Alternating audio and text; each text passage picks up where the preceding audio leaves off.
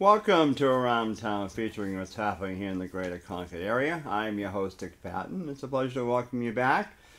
With me today is Steve Duprey, and I don't know what to call him. Mr. Downtown, Mr. Republican Party National, whatever. You've been traveling too. But you just said you were in charge of those 14 Republican Party debates nationally? Don't blame me, but yes, I served as the Debates Committee Chairman for the Republican National Committee Debates Committee, which this year is the first time either party's played a role in the debates. In the past, any network could call a debate anytime on short notice, and the candidates often felt compelled to go. So in this cycle, one of the things we learned, there were 23 debates in 2012, and all the candidates said, give us fewer debates, have them on a predictable schedule so we can know how to set the ebb and flow of our campaigns, and spread them out around the country so more activists get involved. Originally, we started with 9. To be honest, I thought we never thought of the 20 potential candidates that more than 10 would file. You'll remember in the first 7 or 8 debates, we had to do an earlier debate and a later debate. Yes, yes. There was a lot of angst, some of it deserved, because they used national polling in those early debates to determine which one you got into, the varsity or JV. I thought that was unfair. I thought it should have been based on Iowa or New Hampshire polling, because that indicated how candidates were working. People in California really aren't paying attention. So when you put people in debates based on national polling, it's really celebrity and notoriety, like having a TV show that might get you on there. So we originally scheduled 9. At the worst case, we wanted to make it 12. I think we finished with 13. And some people say it's too many, but the fact is the candidates knew when they were, where they were. We moved them around a variety of networks. There were a few debates that, frankly, just the behavior of some of the candidates was a little unsettling, but we had a large and unruly field. It's been an interesting job. Nobody's happy with you. The media, the networks, the candidates, their campaign folks, and the general public, but other than that, it's been great fun. How did you manage to keep one person in particular, keep his mouth shut, or keep him controlled? I don't know how you did it, but if you didn't do it, but Well, I think there's different opinion on how well we did it. Oh, my goodness. Look, debates are good for democracy. There's an inherent conflict. Networks want to make money. That's what they're in the business of. Yes. So they like to promote these like prize fights. Oh, yes. Yeah. And instead of having sort of a rather dull discussion about the first 5 steps you would take to reduce the debt, they'd rather say, well, what do you think about this candidate or that, and try and mix that up. So that really doesn't serve our interest as well. Some networks did a better job than others. A couple networks, when CNBC did their debate, they did a poor job. We subsequently ended up pulling NBC's debate, and these debates made a lot of money. Oh, I'm sure they did. For networks. So was it an improvement? Yes, it was fewer debates than last time. Yes, they were on a predictable schedule. Yes, they were spread out around the country. They had terrific viewership. On the negative side, I don't like the way it used national polls. I didn't like the time separation between the early debate and the later debate when we were running 2. I think you should have been in one debate or the other based on lottery, and where you stood on stage should have been on lottery. Oh, I know. But no candidate can say, even our earlier debates, our preliminary debates for the lower polling candidates, got viewership that far exceeded what the primetime debates got 4 years ago. Yeah. So it was a lot of work. It's a volunteer job, a lot of traveling around the country. You have a committee of 8 people plus 5 ex officio plus 4 or 5 staff people working on it, and then hundreds of volunteers, and then interfacing with the Secret Service. I'm glad the debates are over. I mean, I watched maybe one of each, and I just said, and I didn't watch the whole thing. I said, enough of maybe the first 5 minutes or whatever, that was enough for me. It just... Some people love them and watch debate after debate after debate. Part of my job was to do that, so I think I get some kind of medal for sheer endurance. There was only one Republican that I liked, and even though I'm a Democrat. And I did like him. I got to meet him, and I thought he was a very nice guy. And I told him, told him, I said, I got to, talk to him for a few minutes in Concord here.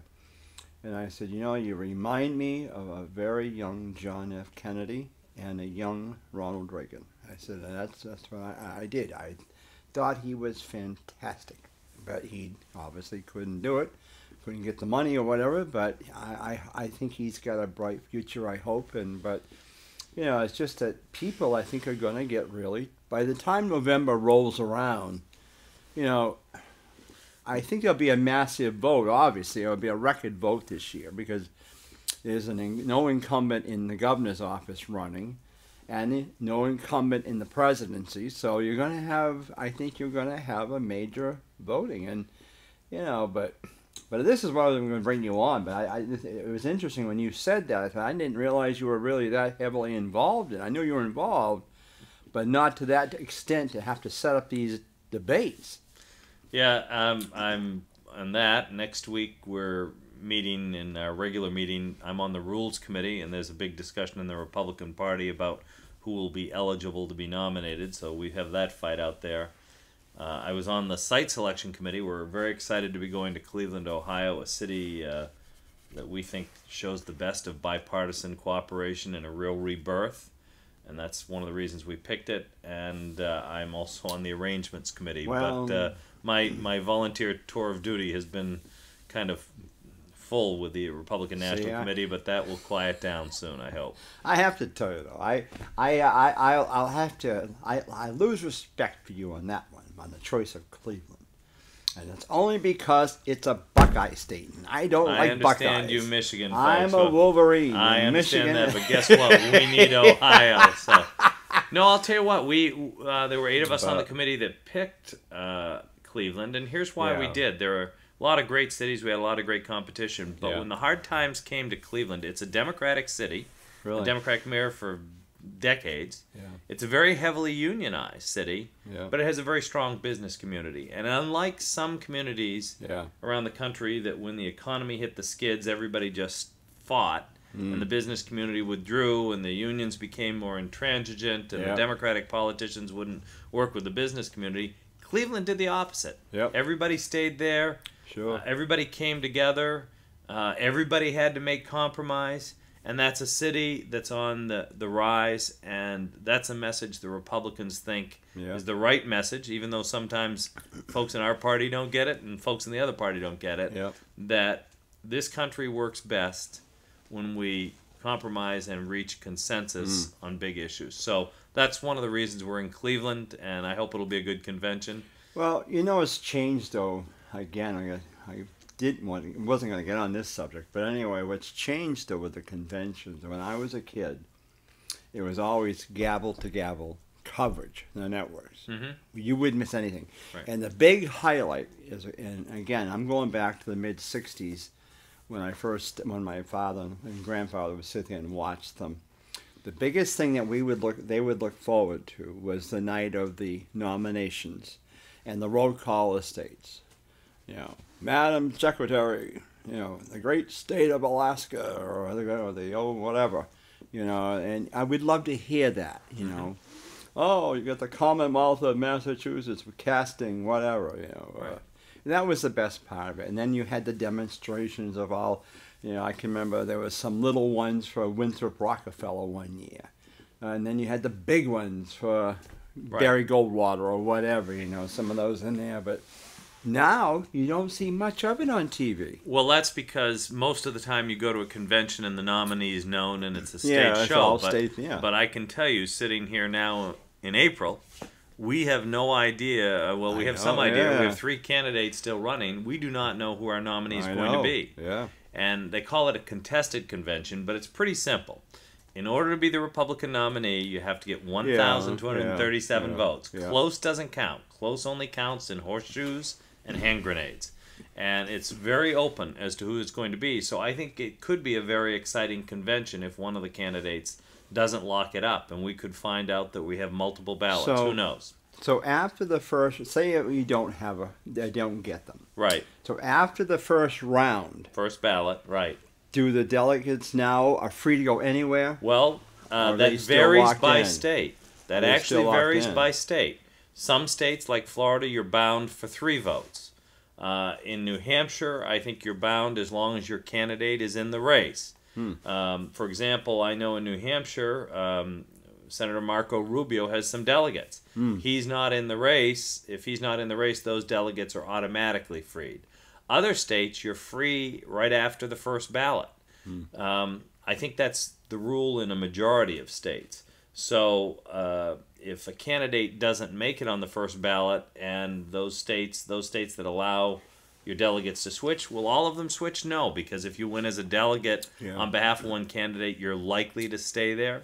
But who knows? It's going to be, unless one of our candidates, that would be probably the most likely being Donald Trump, gets to the 1,237 votes prior to the convention, we could have the kind of convention with the kind of drama you remember from the 60s. Oh yeah, 68. More headaches, right? So what is a super delegate now? We do not have super delegates in the Republican okay. Party. You Democrats have these deals where Bernie Sanders can be whipping Hillary Clinton, but is behind in delegates. I wouldn't pretend to understand how the Democratic Party works, but we do not really have super delegates. In the Republican Party, each state and the territories have a committee man, committee woman, and a state chairman. And those might be called your super delegates, but in a lot of states like New Hampshire, we are used to round out. New Hampshire has 23 delegates. They awarded 20, and then they take the committee man, committee woman, and chairman and award them to the candidate who's got a proportional, for example, 20.7% of the vote gets another delegate. So I'm a Kasich delegate, not because my name got pulled out of the hat to be the rounding fellow for Kasich. Although I admire Governor Kasich and think he'd be a terrific president. Buckeye. I understand. You Wolverines have that problem. But enough about that boring party politics. I will say though, a Kasich Rubio ticket would be very good. Well, it'll be interesting to see. We never know how it's going to turn out, but it's going to be a now, are we going to see you on the platform at all? I hope not. But in Norman would be? No, in 2008, I was the deputy convention chairman at Senator McCain's convention in St. Paul, Minneapolis. That was a great honor. I was one of 2 deputy convention chairs. Now I'm just a member of the Republican National Committee, and I'll be on the floor, which is a good place to be. I don't know, world, and you stayed out of politics in the state here. You didn't get into nothing. You didn't run for Congress. Well, no, I did. Senate. I ran in '92, the year that there were 6 of us running to try and get the nomination to take on Dick Sweat. Peter Spalding and I both ran that year. We split the Concord vote, and a gentleman from Nashville won. It was a great experience. I think both the public and I were better served by me losing that race. I'm not sure I want to spend time in Congress. But I've been active. I've been the campaign chair or finance chair for Bob Smith, for Steve Merrill, for Craig Benson, on Judd Gregg's finance committees. I've been Kelly Ayotte's finance chairman. That's going to be a very expensive race. That's the downside of the era of politics. But you try and do it as a slice of your civic life and not make it all your civic life, because it's important to have folks help people on campaigns to elect good people. And we're fortunate in this state. We have lots of good people who run for office, whether it's Democrat, Republican, Libertarian, Vegetarian, you name it. We're lucky. We're blessed here. But for those of us who are just volunteers who help get people elected, I'm a believer it should be part of your civic life, but not your whole civic life. Well, now back to the city of Concord. Do you have time now for Concord? Are you busy with that? No, I'm spending a lot of time on Concord things. The Merrimack County Courthouse project seems to be consuming a lot of time. Well, I know the delegation is very, very much in favor of keeping it downtown and not We're working very hard to make that option possible. Why in the world would they want to? I mean, I can maybe see the logic, but why in the world do they want to come up on the Heights here? The reason it was headed to the Heights, in fairness to the state, is when the city wasn't able to find a location, and they had to pass a capital budget, they said, it's downtown or the Heights. We prefer it downtown, but give us the option. I understand why the city didn't want to use the employment security site, because they want to see that turned into taxable development. And in fairness to the state legislature, the county didn't step up. during the budget process. Yeah. It was only very late in this process, after it was headed for Hazen Drive, that the county said, hey, this is going to have a tremendous negative impact on county taxpayers, on the operation of the sheriff, really dramatic and negative impact on the operation of the county attorney, inconvenient for all the lawyers, inconvenient for the public. The Hazen Drive is not on the bus routes. And so the county got into the game late. That's the bad news. And that upset some people. But on the plus side, I think the county and the city together have done a terrific job giving the state an option which will get the courthouse built almost a year earlier, almost $1 million cheaper. We'll keep it downtown.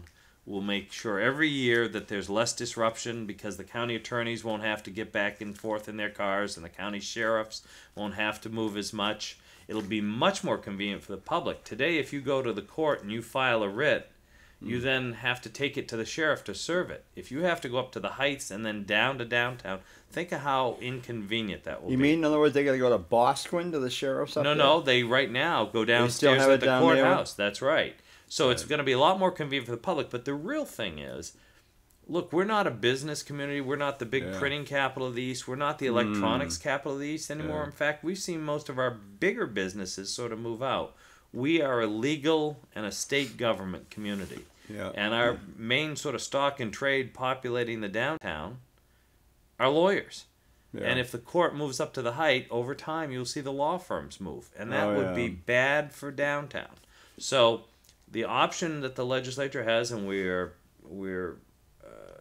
and I got drawn into this as a volunteer for the county, is that it passed the House, overturned the committee report, which is quite rare. It's before the Senate. We're hopeful that the Senate will pass it, and then I know the county's out doing a request for proposal. They've gotten lots of interest, and our firm will put in a proposal because we promised the county we would give them a backstop guarantee, so they knew that if they went through all this effort, it wasn't they'd at least have one. But I'm hopeful the county gets a bunch of proposals, and they'll take the best one for the county taxpayers. So are they going to build a new, from what I could, brand new building right behind the courthouse? That's what I was going to say. Brand new building. What are they going to do with the old building? Well, that's actually very interesting. Once the court moves out, except the sheriff, who's in the basement level, you could then move the registry of deeds in there, which is in the administration building out front. You could take all the functions, the county attorney and all the other functions that are in 4 Court Street, move those in there. The county could then get rid of that building. And the state probate court, the Merrimack County probate court's out front with the registry of deeds in that administration building, but their lease is over next July of 17. And right now the state's only paying the county what it costs the county to heat the building. So it's in the county's interest to either raise that rent pretty dramatically, or if this project goes forward, to have them move out. And I think they're planning to move out. They've done a space study. So what you'd end up with is a new courthouse downtown with 150 parking spaces, which is more than there is presently. The county would be able to consolidate all of its operations into the old courthouse, which would save a wonderful old building. You'd get rid of the administration building out front that is an energy sieve and which blocks the view of the beautiful old courthouse. And the county would be able to sell 4 Court Street and not keep extra real estate. And it would be done for $1 million cheaper than they budgeted and almost a year sooner. There are no losers in this. There are winners, and that's the taxpayers. It's funny you talk about that because when I started working at Merrimack County, it was in '74. That building up front was not there. Right. You could drive up. And there was a round circle. Yep. That's right. And it was wonderful. And I loved it because at that time, when I started with dispatch, we were up on top floor on the back side. Then they moved them down to the first floor. And our windows are on the Main Street side. And then we ended up going down the cellar. And that's when the basement area. And that's when it was all under construction, wide open, but the dispatch got stuck there. Everybody else moved down to the LOB, but we were still there like sitting ducks. But it's amazing what they've done. Now we're going to talk about redoing that all over again and moving them all back in where they were. I mean, the county attorney was in the old courthouse. They had the first floor. I mean, it's hard to believe back in '74 when they were all upstairs with us. You know, everybody had maybe one office or whatever, and it was crazy. But well, you've seen a couple things. First, more people are suing, so more courtrooms and more judges are needed, and more juries. Yeah. That makes the clerk's function require a lot more space. Yeah. And the county attorney's office has expanded dramatically. I remember when I first became a member of the bar in 1978, it was a fairly small office. You a lawyer? I am. I practiced for a decade. I was a partner at the Soloway firm with Marty Gross and other folks. Oh, for goodness sake, I didn't know that, Sue. I'm a reformed lawyer. But I was really questioning why they moved to Bosquen. What the sheriff did. To me, it was just an out-of-way place for them. It was, but you got to keep in mind there was no more room in the courthouse. Yeah. And the county owns property in Bosquen, has the jail in Bosquen. You know, there are a lot of other county functions there. But hopefully we can make this project. It's been an uphill battle because we've had to convince the House and now the Senate that even though this is late in the game, this is good for everyone. We've gotten tremendous support from the governor's office, and I want to thank Governor Hassan for that. Tremendous support from Senator Feltes, from the whole Concord delegation, from the whole Merrimack County delegation, and Department of Administrative Services and the Attorney General's office has really been helpful in exploring this, because this is not the usual way the state builds buildings. But we could have this come off, and it would be great for everyone. Now, what else have you got going on down South Main Street? Any more big projects you got your fingers No, in? we had a couple that we thought were close that might be in a position to make a proposal, perhaps to acquire the former Employment Security site, but those didn't come through. Obviously, we're very interested in seeing the south end of the Main Street project move forward. I am hopeful that we could get one more stab at convincing the city council to bury those power lines all the way down to the Capital Center for the Arts, because that's where the project goes. Well, they're going to go as far as the Kennedy Apartments, but believe it or not, it's another $1 million for that short distance because there's so many transformers and power lines. But that's the point where the 4 lanes becomes 2. That's where the Capital Center, our cultural cornerstone of downtown, is located. That's where their marquee is going to be. And if we don't do it now, it won't happen for 40 years. And believe me, when the whole rest of the street, when you're looking up Main Street and you see this beautifully redone with the lights and no power lines, and then you see this snaggle of wires in front of our most important large audience attraction in the city in terms of seating capacity and venue, it's really short-sighted. This is money that should be spent, and I'm hopeful that we can convince the city that through perhaps some private donations for part of it, the city will get there. I mean, they've done a wonderful job in Pennacook, doing over the utilities, putting those all underground, redoing its downtown Main Street, and spending millions of dollars cleaning up the tannery site. If you compare the size of Pennacook and the economic activity in Pennacook, and I take nothing away from that wonderful village, that's the one closest to where I live on West Parish Road, and you look at the money spent there versus what we're spending on the Main Street project and the economic activity there, the city should reach hard. I hope they will. Yeah. Now, I'm surprised, you being so energetic and stuff into things, why haven't you thought about trying to redo that Concord Theater? You know, that is Stay tuned. That is That is a sad thing. I loved going to that theater. Paul and I talked about that. Well, stay tuned. Okay.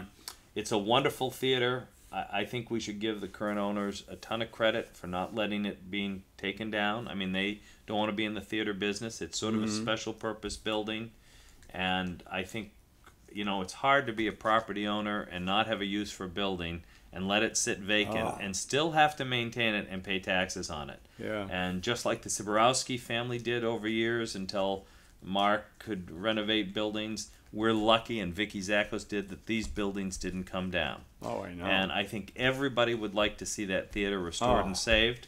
My dream would be to see one of those beautiful, old-fashioned, very highly lit, neon lit, marquees like you see in the grand old theaters around, with lots of color, lots of vibrancy, and have it back as a theater that perhaps could be used not only for movies, but perhaps like Tupelo Hall, Music Hall for small events. Who knows? Don't give up hope on that. again, the current owners deserve a lot of credit for letting that building stand and paying the taxes on it. What happens inside of it? Have you been inside? I have not, and I suspect it's gonna need a lot of work. But we're lucky it's downtown. A theater downtown is a wonderful asset. So hopefully something can be done there. It's just sad to see. It's just sad to see something like that standing there, and it looks like it's crying for someone to help me. Save me, fix me up or something. Again, we got to give the current owners. I know what it's like to have empty buildings and empty space. They've kept that building intact for all these years, and hopefully something good will come in the future. I mean, you've done so well with the ones you built. I mean, let's face it. I mean, the Gibson store and the other one there, the other building they're beautiful. Thank you. But the key to success is you've got to have an income stream to support paying that mortgage. Yep. And theaters are particularly hard because that's not a business I'm in. I wouldn't know how to do a theater, but it is a great building, and hopefully in the future we can see the renovation and adaptation of that property. That would be wonderful for Main Street, wonderful for the community. Yeah. Well, that's good because, like I said, I just hate to see it happen, and it would be nice to have a historical society down there on Main Street or something, because we all keep saying, where's the historical? We have no historical society per se, but well, Concord doesn't, and I was on the board of the New Hampshire Historical Society when we built the museum, and the museum was a wonderful place. Oh yeah. But over the last 15 years. The whole museum going experience has changed. It used to be you'd go to a museum. Now you can look at the entire collection of the Courier or the Historical Society on your iPhone.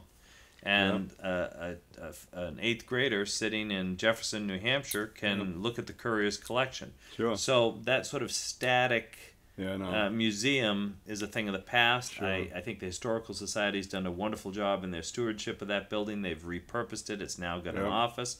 They've created a bigger museum-type experience over at 4 Park Street. Sure. And, now that Concord's stepping up and buying some of these coaches that are a critical part of our heritage, hopefully sometime we'll see those downtown. Yeah, well, that's good.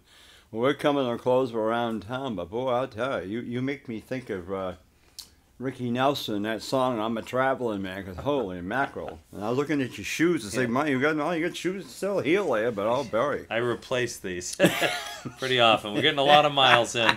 The good news for everybody, regardless of your party affiliation, the elections will come in November, the Republic will survive, good government will happen, and we'll all be free of ads for a while. And don't forget Monday night is our awards night, and I've got 2 awards for you. I thought I should have brought them in, but I have to publicly thank you for all you did for me last year at the Christmas tree lighting, because the donation you gave me saved it, because I'm telling you, we were really down there. It's an important part of our holiday celebration, and we're glad to be able to help out.